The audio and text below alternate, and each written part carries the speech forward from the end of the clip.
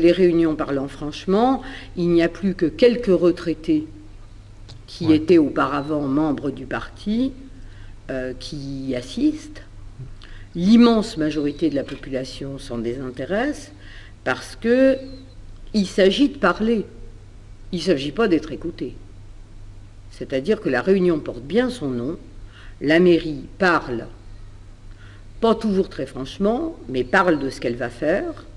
Et on est censé, nous, crier bravo. Et ceux qui ne crient pas bravo, on leur donne plus ou moins pas la parole. Et en tout cas, la parole se perd dans l'eau. Même si on a eu la parole se perd dans l'eau. Elle n'est pas reprise, elle ne fait pas acte. Elle n'est pas débattue non plus. Elle n'est pas débattue, mais surtout, elle ne se transforme pas en acte. C'est-à-dire, elle ne génère pas un enjeu qui permettrait un choix.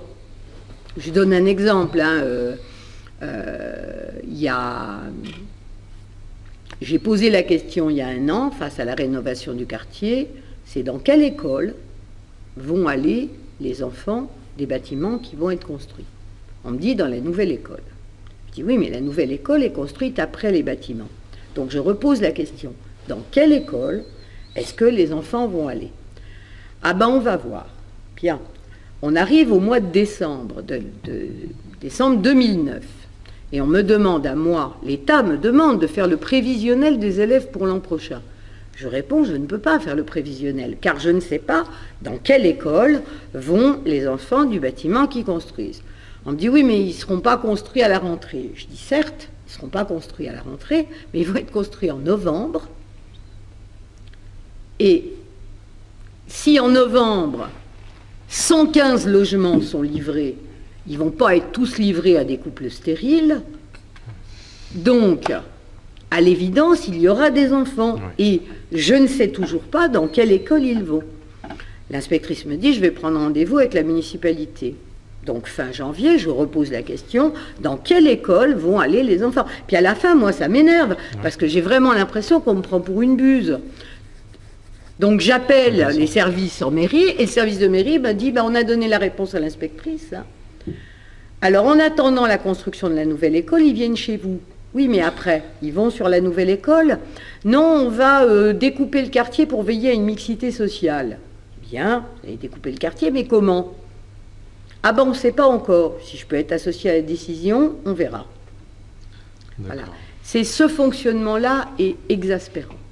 Il y a des dysfonctionnements incompréhensibles. Alors, je vous en donne un autre. C'est la dame qui s'occupe des fournitures scolaires. Elle est malade et elle s'arrête durablement. Eh bien, les fournitures scolaires n'ont pas été commandées. On a attendu des mois sans les fournitures scolaires des écoles. Voilà. Parce qu'elle n'a pas été remplacée. Et en fait, les commandes n'étaient jamais parties. Et quand on appelait, on nous disait oui, oui, ça va arriver et tout ça. Et finalement, c'est jamais parti. Qu'est-ce que vous pouvez nous dire sur la culture à Bobigny? La culture à Bobigny. Alors, il y a deux choses. Il y a, je crois, des opérations municipales avec des choses qui ont lieu à Pablo Neruda, qui sont souvent assez sympas. Enfin, moi, faut reconnaître que le service culturel qui fait des choix fait un choix qui est un peu diversifié et qui est destiné à plaire à des publics différents. Et de ce point de vue-là, moi, je trouve que il y a souvent des choix assez fins. Après, il y a la question de la MC 93, et là, on joue dans un autre camp, c'est-à-dire une culture élitaire qui est destinée à des publics qui n'habitent pas à Bobigny et que nous payons avec nos impôts. Et là, moi, j'ai beaucoup de mal, parce que Molière en allemand... Enfin, franchement, à Bobigny, on pourrait faire du théâtre dans toutes les langues de la Terre, puisqu'on a quand même une population qui est fréquemment bilingue. D'accord? Alors, on a très peu de Hongrois, mais la MC 93 propose du théâtre en hongrois. On a très peu d'Allemands, mais on nous propose Molière en allemand.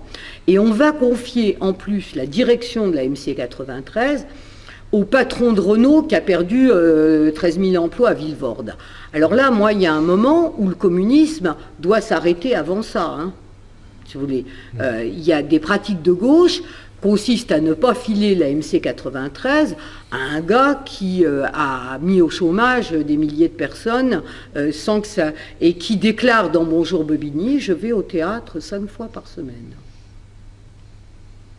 Et ça ne le gêne pas que les autres y crèvent de faim à Villevorde. Et le journaliste de Bonjour Bobigny n'a pas l'idée de lui poser la question. Parce que si j'avais été journaliste à Bonjour Bobigny, j'aurais demandé si ça l'empêche pas de dormir la nuit. Que pensez-vous justement du Bonjour Bobigny? Alors c'est très inégal, c'est pareil, hein, je veux dire, il y a plein d'infos sur la ville qui sont, c'est comme tous les journaux de ville, hein, c'est plein de petites infos sur la ville qui sont sympas, enfin tout le monde le lit. Maintenant, c'est pas exactement non plus un média démocratique. Donc cette tentation de faire du journal municipal une com pour les opérations municipales, elle est importante. Bon, c'est vrai que si on voulait faire vivre une vie démocratique locale, il faudrait sans doute donner davantage la parole à d'autres sensibilités. Est-ce que vous connaissez les chiffres un peu qui sont attribués au niveau des budgets pour la communication? Alors, je ne connais pas les budgets, mais je vois avec mes yeux les panneaux de 4 mètres sur 3 qui veulent rien dire. Parce que, alors, toutes des étoiles. Ouais. Alors là, encore... C'est allumer les étoiles, je crois, le terme. Non, allumons les étoiles, ça c'était pour la bonne année. Donc là, on était censé allumer des étoiles. Alors qu'on vit une crise économique sans précédent, que la population de Bobigny est touchée de manière dramatique, enfin nous on le voit auprès des élèves dont on s'occupe, à quel point les parents sont préoccupés, que même les enfants sont préoccupés des situations, allumons les étoiles me paraissait pas pertinent hein, comme manière de dire ses vœux. Et alors toutes des étoiles, pour parler des femmes, je l'ai vécu à la limite de l'insulte. C'est-à-dire, ça veut dire quoi, toutes des étoiles? Qu'on ait toutes des petites choses brillantes à accrocher pour faire joli? Je sens que ça va pas me plaire, cette affaire-là.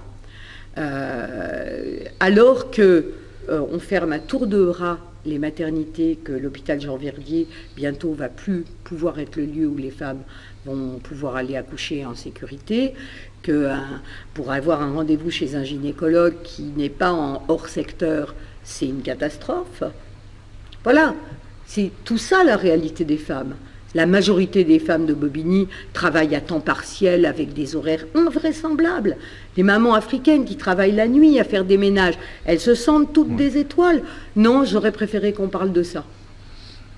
Voilà, parce qu'aujourd'hui, être une femme reste un combat. Ça n'est pas une position de star, surtout à Bobigny. C'est un combat. Ce sont la moitié des mères d'élèves de mon école sont des mères courage qui tiennent à bout de bras leur famille, la nourriture, l'éducation des enfants. Et c'est de ça dont il faudrait parler. Quelle vie ont les femmes de Bobigny? Eh bien, une bonne part d'entre elles ont des vies peu enviables et nécessiteraient des services publics, des services sociaux, des crèches. La maternelle à 2 ans a disparu à Bobigny. Ouais. Quel combat a été mené? Aucun. La municipalité s'est battue pour garder une classe en centre-ville, à côté de la mairie. C'est pas un choix que je partage, même si c'est bien d'avoir gardé une classe. Hein. Attention, c'est mieux d'en avoir gardé une que de ne pas en avoir gardé du tout. D'accord? Mais je ne sais pas si c'était ça qu'il fallait avoir comme combat. Que pensez-vous de notre démarche, c'est-à-dire de créer un média local? Alors je pense que plus il y a de médias et plus des paroles plurielles peuvent s'exprimer et se confronter, plus la démocratie elle est vivante. Donc à l'évidence, moi je soutiens ce type de démarche, comme j'ai soutenu la démarche qui consistait à mettre tous les candidats dans la même salle et à faire aux gens le tour de tous les candidats aux élections, de façon à ce que chacun puisse se forger sa propre opinion. Alors, c'était l'avis de Véronique Decker, balbinienne depuis 5 ans, travaillant sur Bobigny depuis une quinzaine d'années. Merci d'avoir répondu à nos questions, et à bientôt pour de nouvelles vidéos.